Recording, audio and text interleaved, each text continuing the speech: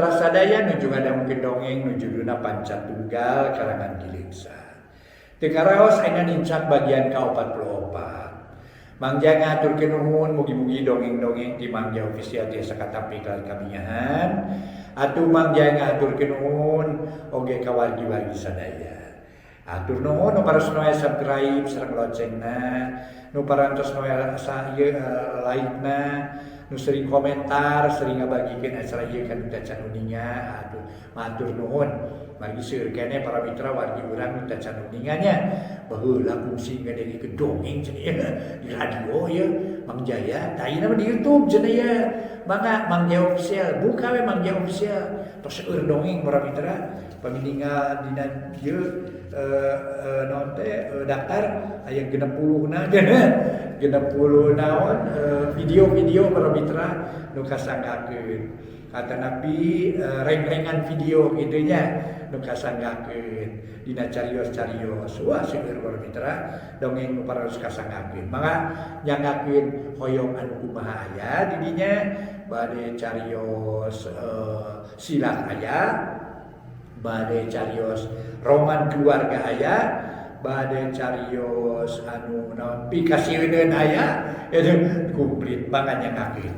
Carios nyambung judulna nyaeta ieu para mitra Pancatunggal. Ayeuna karangan Giligsa dina bagian ke-44 urang ngajenkeun Wilujeng Gana.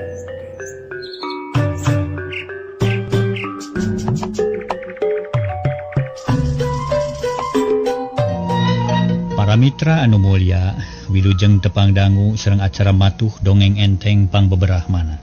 Mang Jaya sapara kanca bade neraskeun hanca dongeng nu katunda carios nyambung judulna nyaeta Pancatunggal. Ieu dongeng karangan Giligsa ayeuna nincak bagian ka-44.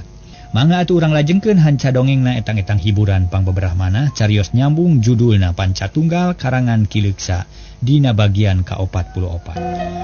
Para mitra kaum dangu ari nu dipikiranana harita teh leumpang di lemur Cisaga. Bari luak liuk neangan para jajaka nu sakira pantos jadi pagawe Surajaya. Akhirna sawor nepi ka hiji warung tuluy asup bari nyarita. Bi, ari para pamuda di dieu sok aya kumaha kumpulna? Tukang warung teu buru-buru ngajawab kalah mencerong ka sawor.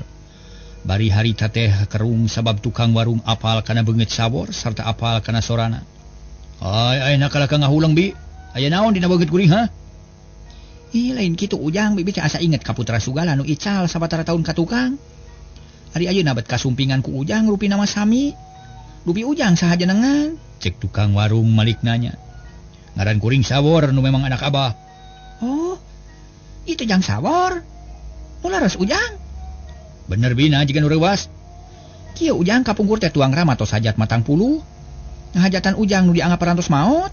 Cek tukang warung ngajentrekeun. Naon sababna make dihajatan? Sababna beja tos sumebar yang di sisi walungan Cileunca.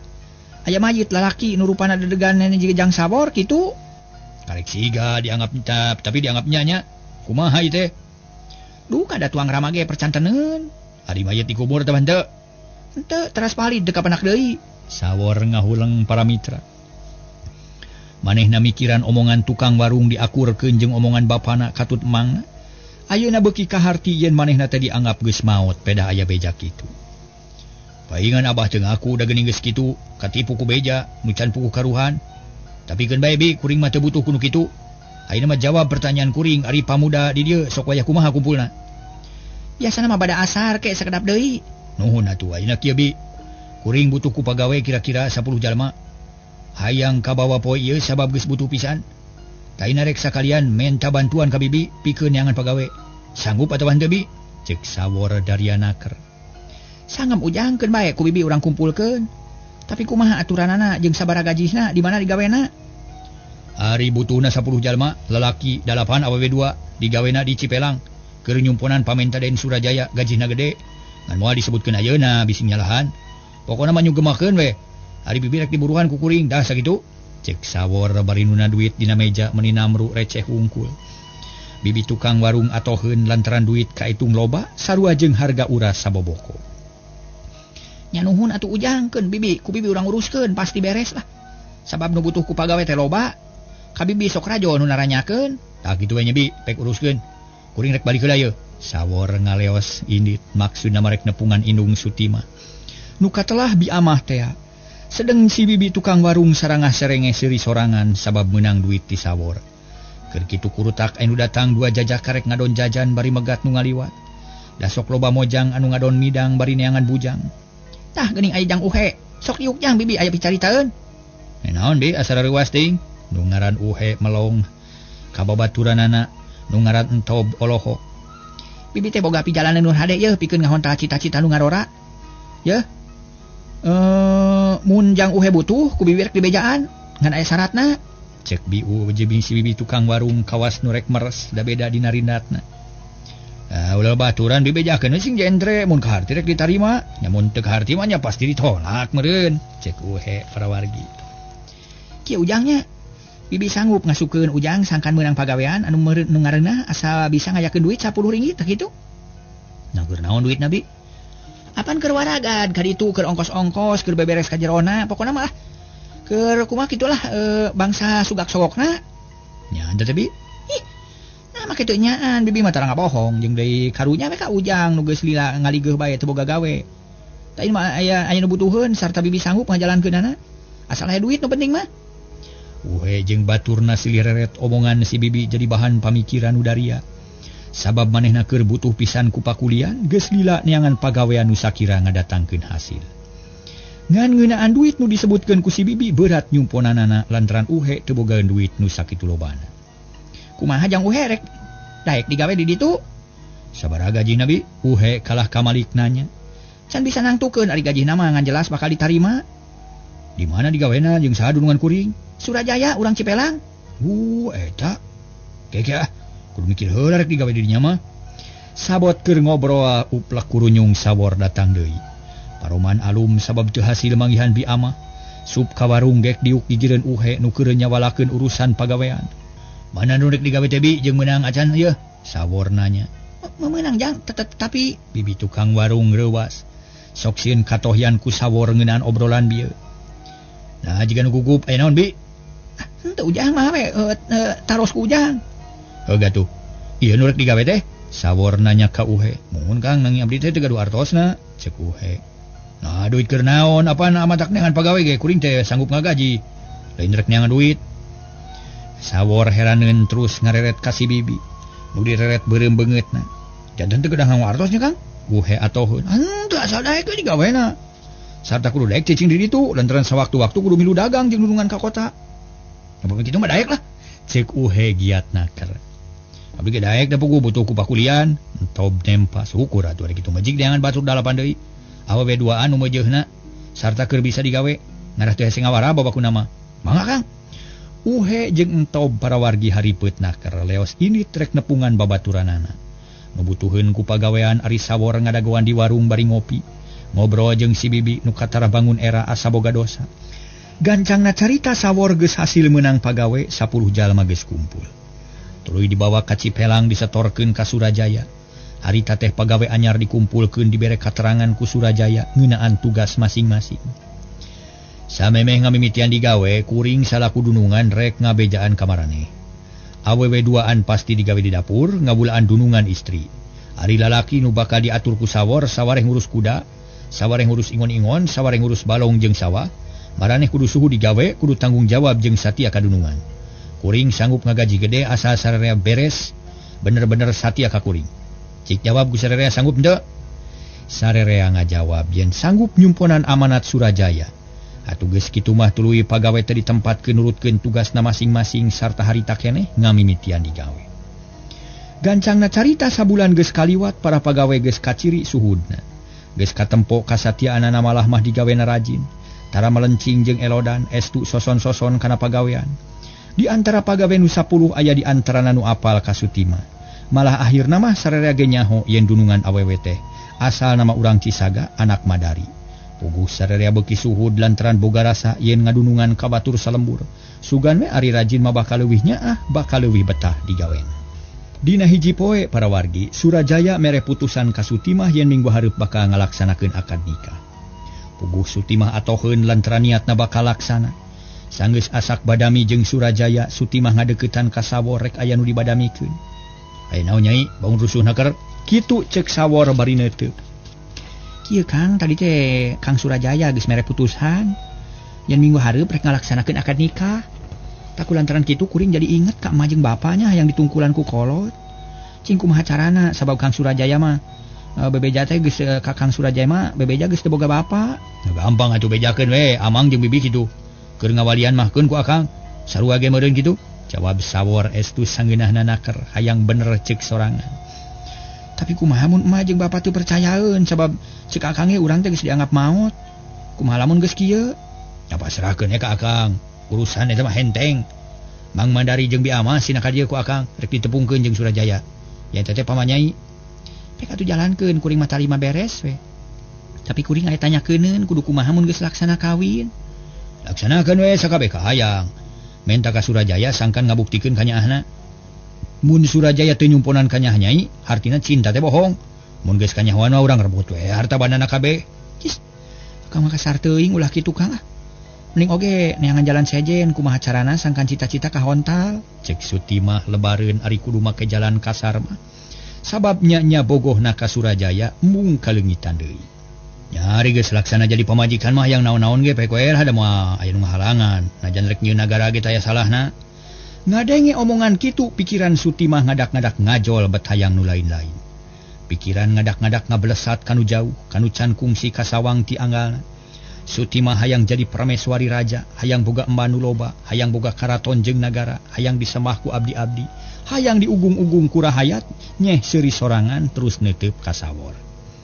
Kang, mun geus laksana jadi pamijikan Surajaya nya, kuring mah hayang jadi ratu lah. Lemur Cipelang urang robah jadi karajaan. Rakyat kudu talu ka kuring, tanah-tanah rek dibeuli kabeh, sarta aya dina kakawasaan kuring. Di ditu rek melak tangka caringin, di ditu nyieun karaton, di ditu urang nyieun alun-alun. Kang Surajaya di raja, kuring jadi permaiswari. Ari akang jadi patih, si Ruhadi jadi mantri. Bagja jigana teh nya Kang, da moal bisa moal mun hayang kitu Kang. Nah, cekolot ge lamun kayeng tangtu pareng. Mun nya boga pikiran kitu urang cobaan we laksanakeun. Ngan kudu wani perang sabab urang Cipelang tangtu moal cicingeun. Marehnena bakal barontak ngalawan. Cek Sawor midung ngahatean. Ari urusan perang mah gampang Kang lah teu kudu dipikir silo. Akang rek dijieun senapati, rek dijieun kapala hulu balang, rek dijieun tameng dada, rek dijieun benteng nagara anyar. Mun aya musuh nu kuat, kuring nu moal cicingeun, tangtu ilmu diketerukeun kabeh. Sawor seuri. Pikiranna kabawa ku lamunan Suti mah nu sakitu pulukna. Duanana geus jadi korban kasarakahan, geus kabawa ku sakaba-kaba, poho kana ugeran hirup. Teu apa kana jalan nu bener jeung lempeng, sabab hirupna dikadalikeun ku hawa nafsu.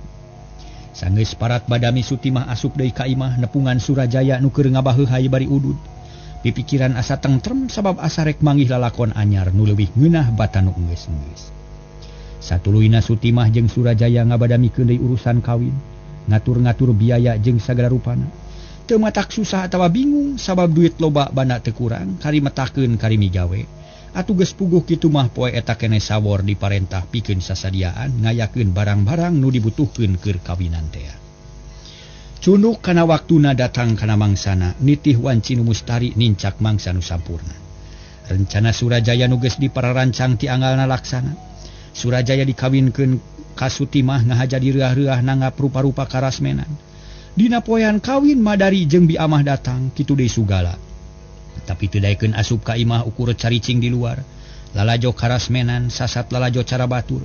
Taya bedana jeung jalma loba. Sawor teu hasil nepungan kolot nepungkeun kolot jeung kolot Surajaya. Sababare geus dimimitian ku lampah salah atuh satuluyna ge teu pung. Tapi najan bari jeung kitu Suti mah ngarasa bagja sabab cita-cita geus laksana. Geus bisa hirup babarengan jeung Surajaya salaku salaki jeung pamajikan. Sanggeus bubar pesta para onangan marulang nu lalajo bubar sarta baralik ka imahna masing-masing. Harita pagawe Surajaya sukan-sukan lantaran kadaharan sagala aya moal aya kakurangan. Ari Suti mah asup ka hiji rohangan rek ngaso bari nyacapkeun ka bumi. Suti mah janji akang geus dijalankeun ayeuna geus resmi kakurung kutika jadi hartina mah Suti mah geus jadi milik akang. Moal aya nu wani ngahalangan. Cek Surajaya bari imut ari Suti mah ukur narik napas jero. Memeh nyarita luak lieu heula. Sieun aya nu ngintip. Kang eta kasauran teh leres pisan margi karaos ku abdi oge. Nanging abdi aya keneh kapanasaran sok sieun engkang jalir. Nah janji naon nu can dilaksanakeun ku akang? Teu aya ari janji mah Kang, mun abdi mah hoyong nguping janji ti engkang we na bade satia Kang ka abdi. Ih, nya Tang, tuh atuh nama kana ros kitu. Margi abdi seueur cita-cita nu teu can kahontal Kang. Pamingkang leres-leres satia ka abdi kedah janji yen bade ngabantu kana cita-cita abdi. Naon wae cing cita-cita teh? Cik sok terbutkan hiji-hiji.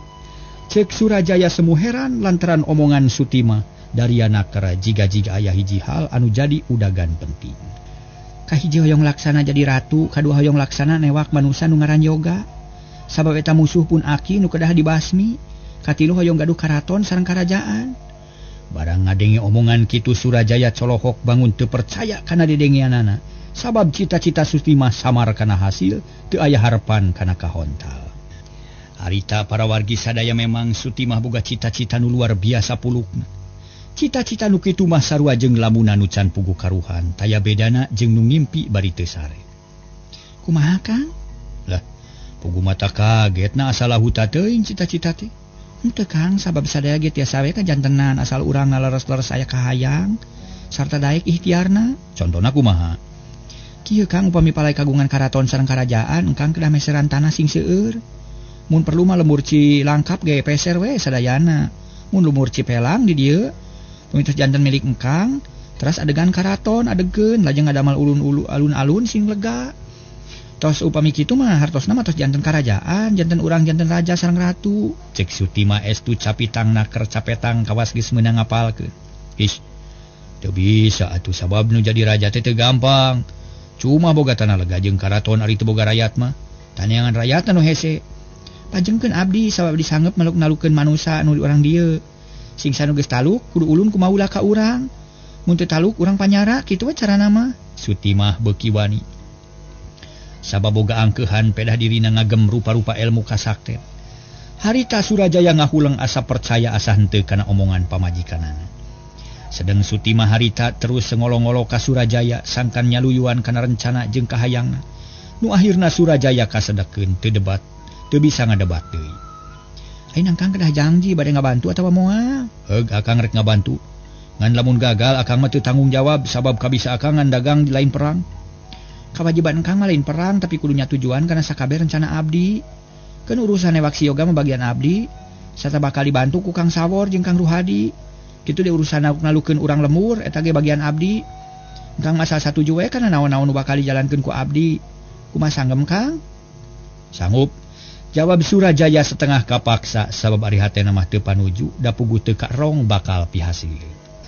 Nuhun ari kitu mah tukang ngawitan minggu payunnya. Kang kedah ngaluarkeun artos sacekapna kanggo meser tanah urang mayunkeun da ngadamel alun-alun. Surajaya teu nema dina sawangan geus kasawang duit modal beak dipake meulian tanah. Mangkaning loba keneh hutang bayareun ditambah ku biaya hajat anu kudu buru diganti. Ulah salempang Kang perkawis biasa mah anu biaya mah salajengna mah gampil. Komun tos laksana janten raja sareng ratu mah kedah marentah kasakumna rakyat kahoyong naon ge moal burung kacumponan. Harita Surajaya kapaksa nyaluyuan ka sakabeh omongan Sutima. Nu satuluyna badami dianggap rengse, Sutima geus hasil ngerehkeun Surajaya. Hari saruja Surajaya jiga nu kalengitan pikiran sehat, sabab teu bisa ngalawan estu nurut kawas munding anu ditenok. Saminggu ti harita lemur Cipelang gujrud lantaran Surajaya ngamimitian meulian tanah, sasat maksa ka urang dinya. Puguh we para mitra loba nu amakeun. Malah mah teu saeutik nu wani ngadalak ka Surajaya, tapi sakur nu datang ka imah taya nu mangga pulia. Kabeh kudu ngaku kana kapinteran Sutimah dina waktu harita. Dina waktu saminggu geus hektaran tanah nu dibeuli kalayan paksa kuno bogana, ukur nyesakeun nu keur dicicingan. Lila-lila aya nu wani lapor ka sesepuh lemur nya tanah katua kampung. Puguh tua kampung reuwasin lantaran ngadenge rahayat dipaksa dibeuli tanahna ku Surajaya. Dina hiji poe tua kampung ngahaja datang ka imah Surajaya rek ngabadamikeun urusan tanah. Kasampak Surajaya keur badami jeung Sutimah sabab geus ngadenge beja yen tua kampung rek datang. Wilujeng sumping patua mangalingi, cek Sutimah atuh gek tua kampung diuk. Memeh nyari tararat reret heula kawas aya nu ditateangan. Aden, mang teh ngahaja ka dieu teh aya nu bade ditaroskeun ieu teh. Ulah jeung Kang Surajaya jeung kuring we patua, cek Nyi Sutimah miheulaan ngomong atuh tua kampung kapaksa nurut. Sawios sareng Nyai oge da sami bae kieu Nyai mang teh. Bade naroskeun urusan tanah. Naleres Nyai teh maksa melian tanah ka rakyat mang, cek tua kampung Togmol. Kawas nu hayang tereh rengse. Nyapa kuring maksa melian tanah sabab ngadaguan nu sadar mah eueuh. Sedang kuring geus butuh pisan ku tanah rek nyieun karaton jeung alun-alun. Amuing. Nah, lahuta teuing kalakuan teh Nyai. Anu teh da wajar sakitu mah naon salah namun hayang ngadegkeun karajaan di dieu. Sanu rek wani ngahalangan. Bo. Ujug-ujug harengeng we atuh ye. Naon tujuannya teh sanyana asa madak bingung ye teh. Da kakara yang boga cita-cita yang ngadegkeun karajaan mah. Munya mah eta kahayang kitu tuh buka leuweung sanget atuh paek adegkeun nagara anyar di ditu. Ulang ngalindih nu geus aya Nyai. Tua kampung nonjuk ka kidul ka leuweung tutupan. Patua, dengekeun ku anjeun, lamun anjeun rek ngahalangan kana rencana kuring, anjeun moal bisa balik deui. Rek dipanyara ku kuring sabab di dieu geus sayagi panyara beusi. Cek Sutimah bari molotot ka tua kampung. Puguh tua kampung meni ngajenghok sabab teu nyangka rek narima jawaban kitu. Kena naonan ieu teh nya asa teu kaharti teuing. Ulah yang ngarti, da moal kaharti ayeuna mah geura jawab. Rek ngahalangan atawa moal kana kahayang kuring pok jawab. Tua kampung teu ngajawab kala ngahulang bari mikir. Sabab geus jelas kalakuan Sutimah lain antep-antepeun. Da puguh ngarugikeun karahayat, matak cilaka jeung lara balangsak. Tua kampung salaku pingpinan di Cipelang teu tega nempo rahayat nu sangsara akibat dipaksa kudu ngajualan tanah ka Sutimah. Ya patua, kala ka ngahulang ulah lila teuing mikir barina oge bising kuring beak manten kasabaran.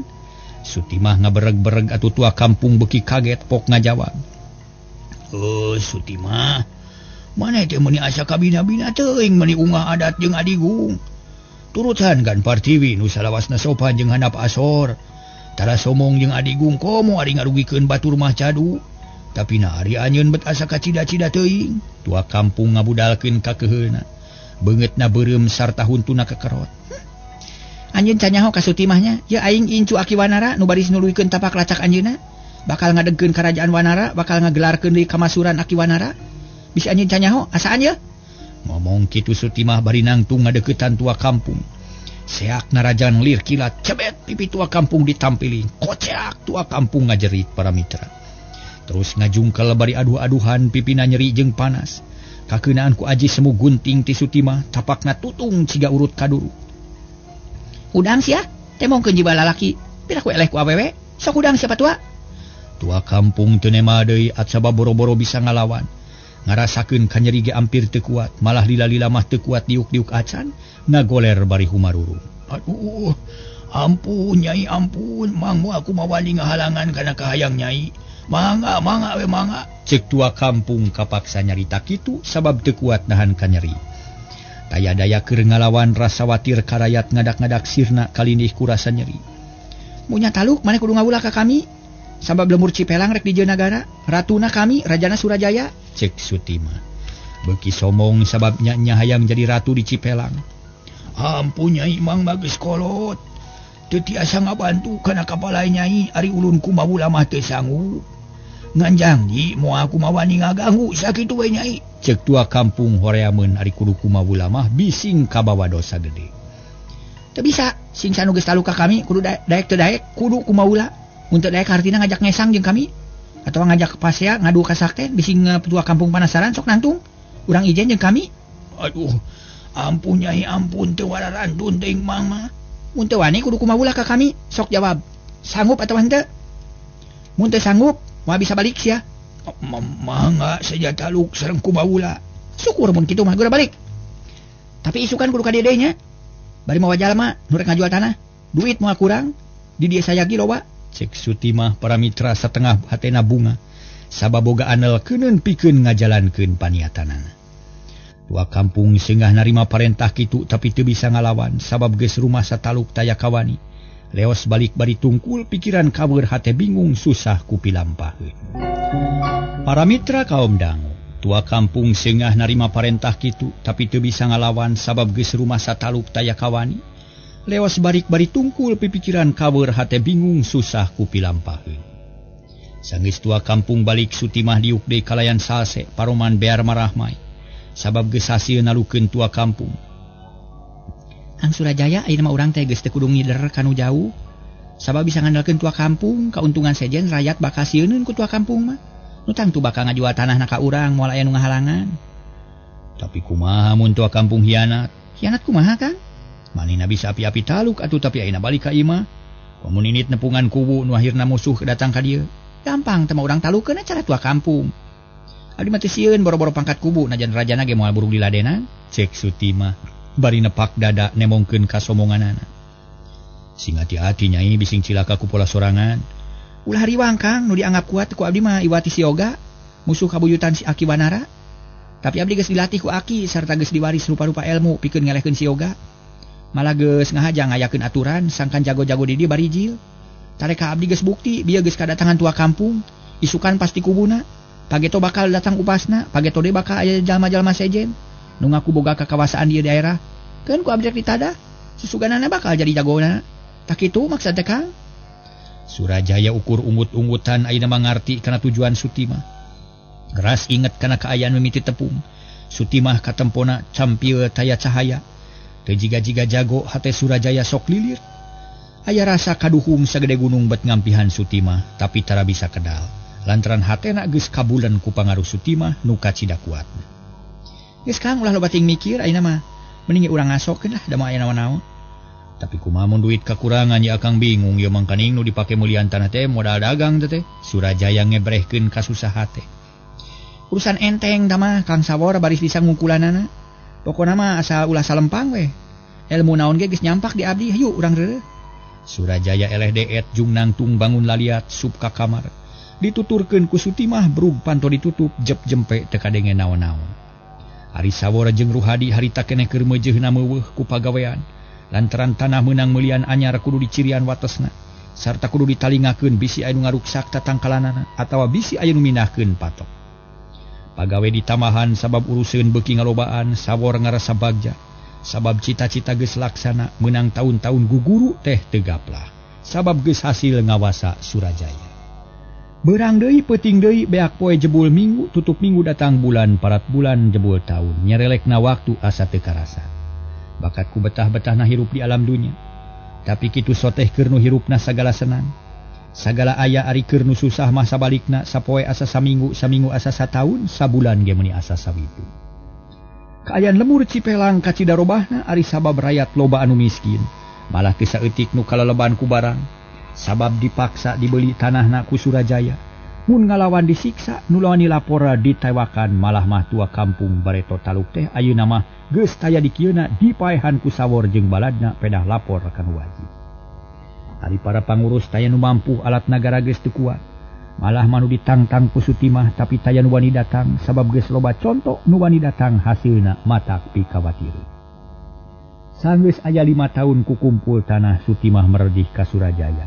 Sangkan buru-buru nyieun alun-alun jeung karaton. Surajaya teu bisa nolak manehna nurut kana kahayang Sutimah. Sabab ayeuna mah jadi tibalik anu marentah teh lain lalaki tapi awewe. Akhirna prak ngamimitian ngawangun tanah nu meunang meulian diratakeun dijieun alun-alun. Dibarengan ku ngawangun karaton nu digawena jalma urang Cipelang nu geus jadi miskin digaji lain leutik pisan. Tapi kapaksa nurut sabab sieun ku ancaman. Dina jero sataun di Cipelang ngadeg karajaan leutik dirajaan ku Surajaya, patihna Sawor, mantrina Ruhadi, parameswarina Sutimah. Para mitra sadaya ngadegna eta karajaan nimulkeun kaheran pikeun jalma-jalma urang dinya sarta saeutik nu mika ceuceub ka Surajaya jeung Sutimah. Akhirna dina hiji poe datang utusan ti nagara nu leuwih kolot. 2 prajurit tumpah kuda eureun di hareupeun karaton. Eta 2 utusan can wani asup sabab karaton katempona kosong. Keur kitu torojol aya 2 gulang-gulang nyampeurkeun horeng uhe jeung entong. Isilarikna rek saha? Aya naon los-los ka dieu? Coba jawab. Uhe nanya bari nyekel tumbak panon molotot ka eta utusan. Kula teh diutus ku Raja Salaka rek nepungan nu ngaran Surajaya. Jeung Sutimah nu geus kumawani ngadegkeun karajaan di jero karajaan. Jawab si utusan tandas jentre pisan ngandung kakeuheul nu pohara. Oh kitu? Gukular ditepikeun ka raja. Tapi memeh menang idin ulah waka asup bising Raja Bendu. Kula saja nurutkeun aturan di dieu. Syukur. Cek uhe tuluy balik deui ka karaton para wargi sadaya. Ngadeuheus ka Raja Surajaya nu keuing ngabaheuhai. Harita teh jeung Sutimah bangun tumanina, barang jol aya gulang-gulang duanana curingha. Aya naon gulang-gulang? Buru-buru caritakeun, cek Surajaya. Dauh timalan Gusti, jisim abdi teh sija lapor nun. Di luar aya tamu nu kerajaan ti kerajaan Salaka sinumeus gambaran sinasup. Unyuk sumanga kalau anu. Wahai nyemah lewas ini. Muruk kasemah nu dua tekung silila utusan geus asup ka karaton. Diuk yang hareupan ka raja, dua utusan katara bangun gemes, tapi kuat-kuat maneh diuk kalayan sopan ngahargaan ka pribumi. Utusan geura wakcakeun Andika teh sahangaran asal ti mana jeung aya naon pang nalos-los ka ieu tempat. Kula kaget ye. Sabab taya iber ti anggana. Atur nuhun abdi enggal dipariksa abdi teh pun dawuk ari ieu pun dipa kawi ti nagara Salaka. Diutus ku Kangjeng Raja ditimalan ku Kangjeng Raja sajanyangakeun isyarat kanggo salira. Cek utusan bari tuluy mikeun surat ka Surajaya. Surat naon cenah jeung nangtang perang atawa rek menta upeti? Supados langkung eces langkung sae geura aos ku gambaran. Cek utusan bangun teh sabar. Hatena mah ti tadi ge keheula ka Surajaya. Patih coba baca surat teh. Naon eusina kumaha unina? Yuk semangat Gusti. Sawarat nu geus jadi patih.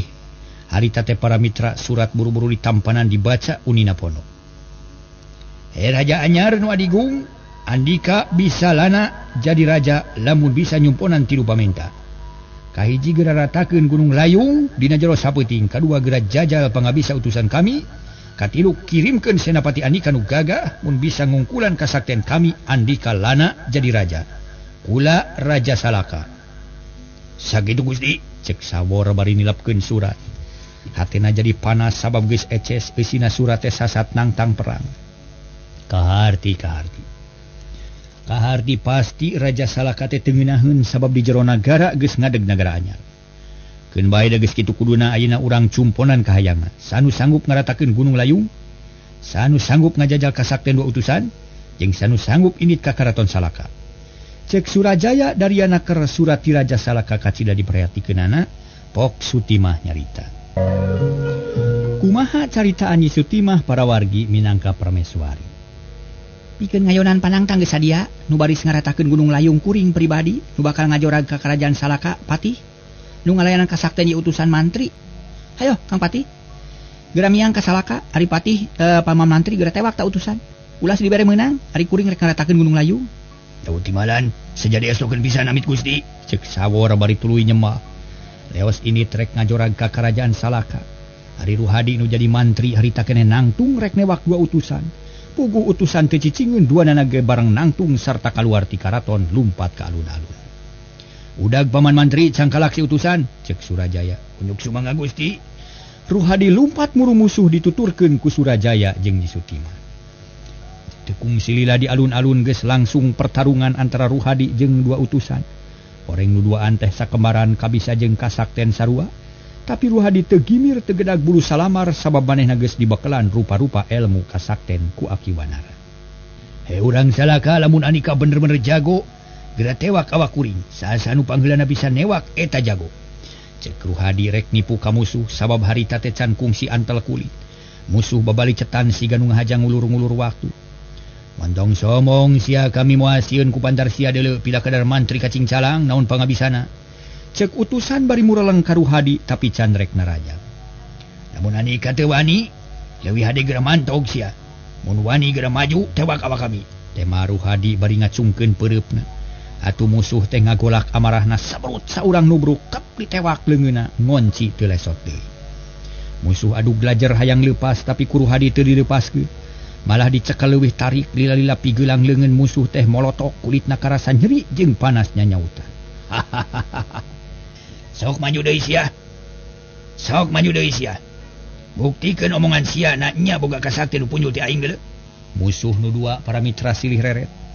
Saurang geus taya wawanen lantaran geus ngarasakeun nyerina pigeulang nungan saukur dicekel atuh komo mun ditampiling tangtu beungeutna tutung. Mantri belet tampanan ilmu aing. Cek eta utusan bari tuluy ngabijilkeun pecut nu panjangna kira-kira 7 deupa. Tungtungna make bebendul segede peureub seukeut make cucuk ciga pentil kadu. Teu ngomong deui pecut teh para mitra disabatkeun ka Ruhadi. Sorana ngahiung bangbaraan bakat kutari.